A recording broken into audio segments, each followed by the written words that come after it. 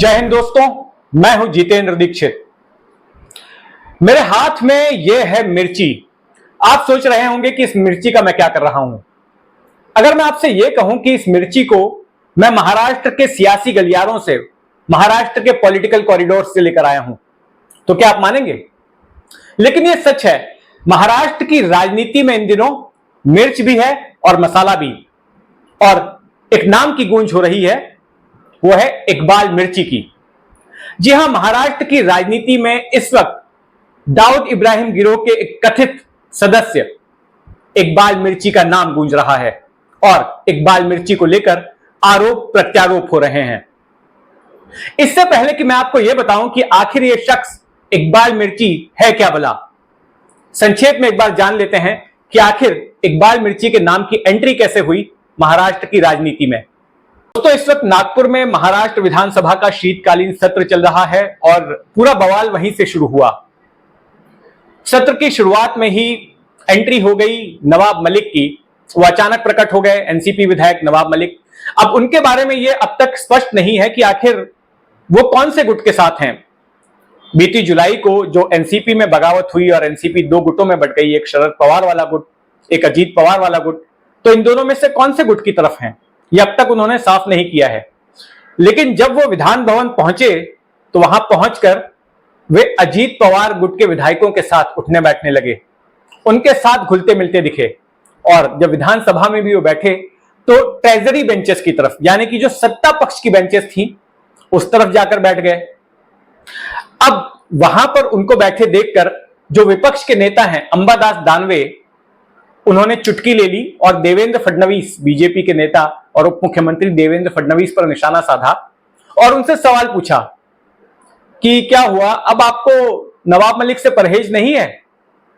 जब तक वो आपके साथ में नहीं थे तब तक तो आप उन्हें देशद्रोही कह रहे थे, दाऊद का आदमी बता रहे थे, और अब क्या हुआ? अब तो देखिए वो आपके साथ आ गए, सत्ताधारी पक्ष के साथ बैठे हुए हैं, इसका क्या मतलब है?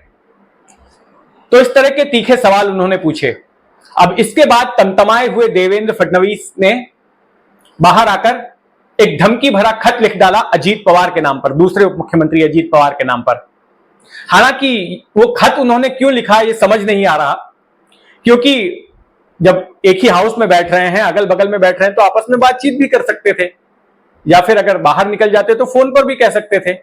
लेकिन उन्होंने खत लिखा और खत को सार्वजनिक कर दिया। सबको पता चला कि उन्होंने क्या लिखा, और खत की भाषा बेहद धमकाने वाली थी। उन्होंने अजीत पवार को सीधे कहा कि देखिए, आपकी पार्टी में कौन आएगा नहीं आएगा यह आपकी अपनी मर्जी है, लेकिन अगर आप नवाब मलिक को लेंगे, उन पर जिस तरह के गंभीर आरोप लगे हैं देशद्रोहियों के साथ साठ काट के, तो ऐसे में उनका साथ आना हमें मंजूर नहीं है और आप उनको पार्टी में नहीं लेंगे, नहीं तो महायुति में बाधा आ जाएगी। तो फडणवीस के इस पत्र के बाद महाराष्ट्र के सियासी गलियारों में हड़कंप मच गया और इस पर विपक्ष ने चुटकी ली। पहले शिवसेना उद्धव ठाकरे गुट के सांसद संजय राउत ने बयान दिया और कहा कि यह देखिए, देवेंद्र फडणवीस को नवाब मलिक से प्रॉब्लम है क्योंकि उन्होंने दाऊद के लोगों के साथ साठगांठ की, उनके साथ लेन देन किया। लेकिन ऐसा ही आरोप जो सत्ताधारी पक्ष है अजीत पवार की एनसीपी, उसके एक नेता प्रफुल्ल पटेल पर भी है। उनके ऊपर भी आरोप है कि उन्होंने इकबाल मिर्ची, जिसके ऊपर भी 93 बम ब्लास्ट में शामिल होने का आरोप है, जिसके ऊपर दाऊद के साथ काम करने का आरोप है, उसके साथ में प्रफुल्ल पटेल की कंपनी ने, रियल एस्टेट की कंपनी ने लेन देन किया। प्रफुल्ल पटेल के खिलाफ भी नवाब मलिक की तरह ही एनफोर्समेंट डायरेक्टरेट ने मामला दर्ज किया। प्रफुल्ल पटेल की भी संपत्ति जब्त की गई, जिस तरह से नवाब मलिक की संपत्ति पर कार्रवाई हुई। लेकिन आपको प्रफुल्ल पटेल चलेगा, लेकिन नवाब मलिक नहीं चलेंगे। यही बात फिर बाद में उद्धव ठाकरे ने भी कही। तो इस तरह से इकबाल मिर्ची की एंट्री हो गई। अच्छा, इसके बाद बीजेपी की ओर से भी पलटवार किया गया। हालांकि देवेंद्र फडणवीस खुद तो सीधे तौर पर नहीं बोले, लेकिन केंद्रीय मंत्री नारायण राणे के सुपुत्र नितेश राणे, जो कि विधायक भी हैं बीजेपी से, उन्होंने बयान दिया और उन्होंने आरोप लगाया, ये तो बात कर रहे हैं इकबाल मिर्ची की, लेकिन ये तो खुद ही इकबाल मिर्ची के साथ लंदन में डिनर कर चुके हैं। लंदन में उद्धव ठाकरे ने डिनर किया है इकबाल मिर्ची के साथ, और नितेश राणे ने कहा कि इसके सबूत भी हैं, वो पेश करेंगे। अब सबूत कब पेश करेंगे ये देखना दिलचस्प होगा, क्योंकि इससे पहले उन्होंने दिशा सालियन वाले मामले में भी ऐसा ही आरोप लगाए थे कि मेरे पास सबूत हैं। उनके पिता नारायण राणे ने भी आरोप लगाए थे कि सबूत हैं, हम सीबीआई को देंगे। अब पता नहीं उन्होंने सीबीआई को दिए या नहीं दिए, और अगर दिए तो सीबीआई ने अब तक उस मामले में किसी की गिरफ्तारी क्यों नहीं की, यह भी बड़ा सवाल है। खैर, तो बात करते हैं इकबाल मिर्ची की। तो इस तरह से महाराष्ट्र की सियासत में हो गई एंट्री इकबाल मिर्ची नाम के इस शख्स की। तो कौन है ये इकबाल मिर्ची? कई लोगों के जहन में ये सवाल आया होगा कि आखिर इस आदमी का नाम इकबाल मिर्ची क्यों है, मिर्ची सरनेम कैसे लग गया इसके नाम के आगे। दरअसल अंडरवर्ल्ड में नाम कुछ इसी तरह के अजीबोगरीब होते हैं, और उनके पीछे कुछ ना कुछ कारण भी जुड़ा होता है। जैसे कि छोटा शकील का नाम, असली नाम है बाबू शकील अहमद मियाजान शेख, ये उसका पूरा नाम है, लेकिन उसको छोटा शकील इसलिए कहकर बुलाया जाता है क्योंकि दाऊद गिरोह में दो शकील हुआ करते थे। एक जो कि हाइट में लंबा था उसको लंबू शकील बोलते थे, और ये जो बाबू मियाजान शेख हैं ये हाइट में छोटे थे, तो इनको छोटा शकील कहा जाने लगा, और इसी नाम से ये फेमस हो गए। और छोटा शकील ने गैंग के लिए बड़े बड़े काम किए। उसी तरह से छोटा राजन का भी है मामला। छोटा राजन का असली नाम है राजन निकालजे, लेकिन जो छोटा राजन का मेंटर था, जो उनका गुरु था, उसको बड़ा राजन कहते थे। तो दो राजन हो गए थे अंडरवर्ल्ड में, तो एक बड़ा राजन हो गया, एक छोटा राजन हो गया। तो इस तरह से मुंबई अंडरवर्ल्ड में नाम रखे जाते हैं। तो इकबाल मिर्ची का नाम भी इकबाल मिर्ची इसलिए पड़ा। एक और एग्जांपल है इसके पहले मैं बता दूं, जैसे एक सलीम रामपुरी हुआ करता था मुंबई अंडरवर्ल्ड में, अपने साथ वो रामपुरी चाकू लेकर घूमता था, इसके लिए उसका नाम सलीम रामपुरी हो गया। एक था आफताब बटकी, जो कि कदकाठी में छोटा था, उसका नाम बटकी पड़ गया। अच्छा, इकबाल मिर्ची का नाम इकबाल मिर्ची ऐसे पड़ा कि उसके परिवार का मिर्च मसाले का कारोबार था। इकबाल मिर्ची का असली नाम है मोहम्मद इकबाल मेमन। तो मोहम्मद इकबाल मेमन का परिवार जो मिर्च मसाले का कारोबार करता था, उसमें इकबाल की ज्यादा दिलचस्पी नहीं थी, रुचि नहीं थी, और उसने कुछ 10वीं 11वीं कक्षा तक पढ़ाई की थी। मैट्रिकुलेशन पूरा करने से पहले ही उसने पढ़ाई छोड़ दी और वो टैक्सी चलाने लग गया मुंबई की सड़कों पर। लेकिन टैक्सी चलाने के काम में उसको मजा नहीं आ रहा था। उसकी महत्वाकांक्षा थी बड़ा आदमी बनने की, ऐशो आराम की जिंदगी जीने की, अय्याशी करने की। तो उसने टैक्सी चलाने का काम छोड़ दिया और मुंबई बंदरगाह पर चोरी चकारी करने का काम शुरू किया। और ये काम उसको सिखाया वहां पर पहले से ही काम कर रहे एक बड़े चोर आमिर ने।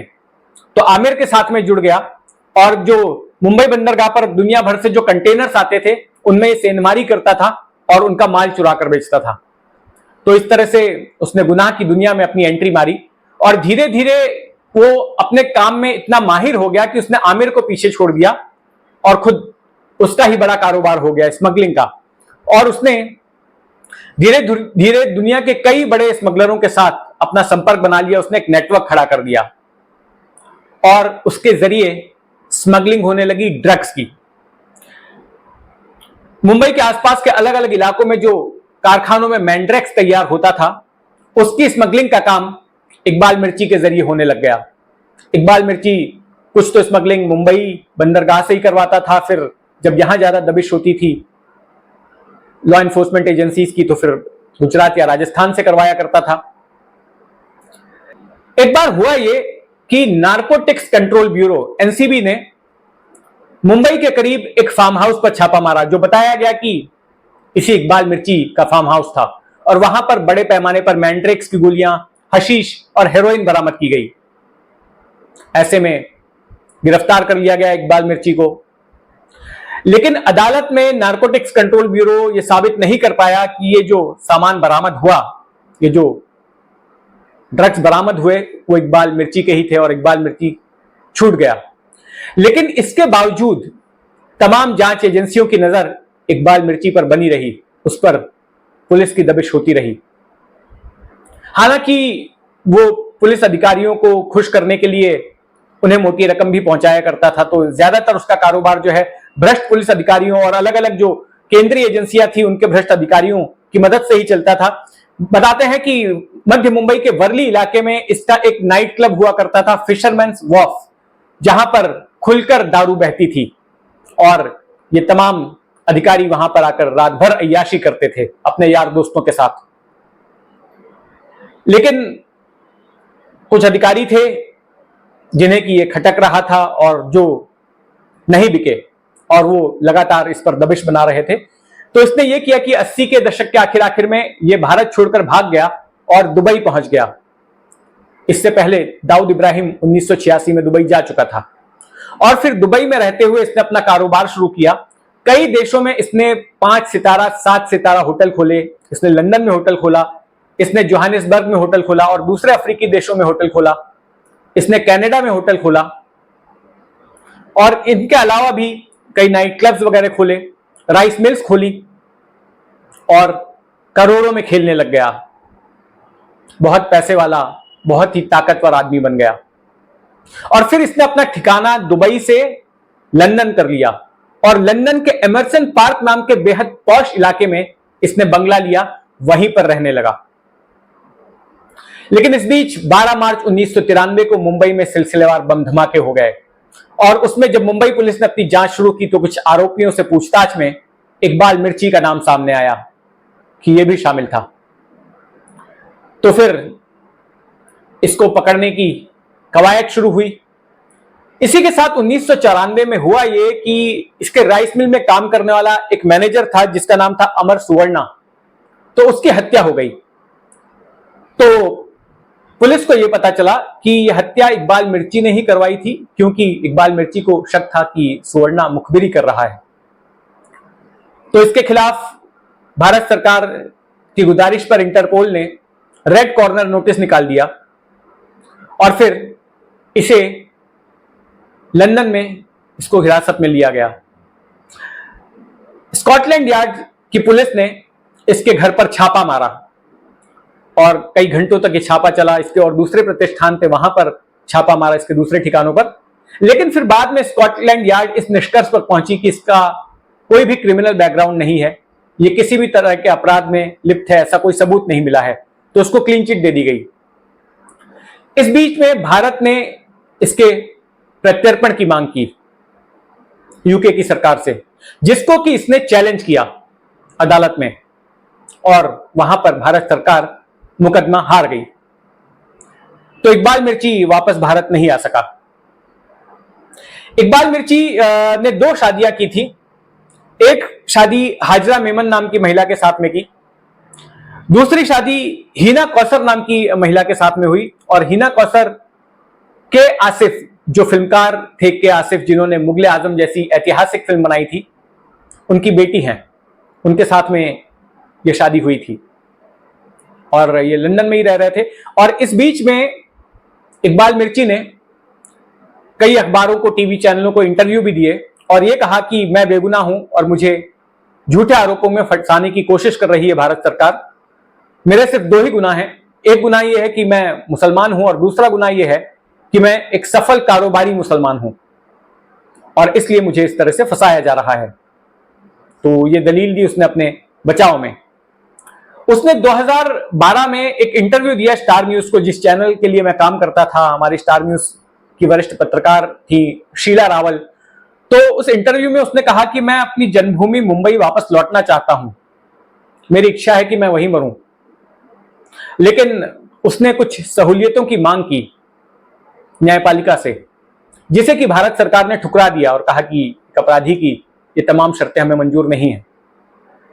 और उसके अगले ही साल 2013 में इकबाल मिर्ची की लंदन में हार्ट अटैक से मौत हो गई। तो दोस्तों, ये कहानी थी इकबाल मिर्ची की, एक ऐसे अपराधी की जिसका नाम इन दिनों महाराष्ट्र की राजनीति में गूंज रहा है। तो ये कहानी आपको कैसी लगी? मुझे आपकी राय जानने का इंतजार है। मेरा चैनल आपको कैसा लग रहा है? किस तरह की स्टोरीज आप एक्सपेक्ट करते हैं इस चैनल से, तो जरूर बताइएगा। मेरी कोशिश ये होती है कि मैं ऐसी ही खबरों को लेकर किस्से सुनाऊं जिन पर मैंने कभी काम किया हो या जिनसे जुड़े हुए लोग निजी तौर पर मेरे संपर्क में रहे हों। तो ऐसी और भी कहानियां मैं आने वाले वक्त में आपके सामने लेकर आऊंगा। तो आपके प्रोत्साहन की उम्मीद रहेगी मुझे। जय हिंद।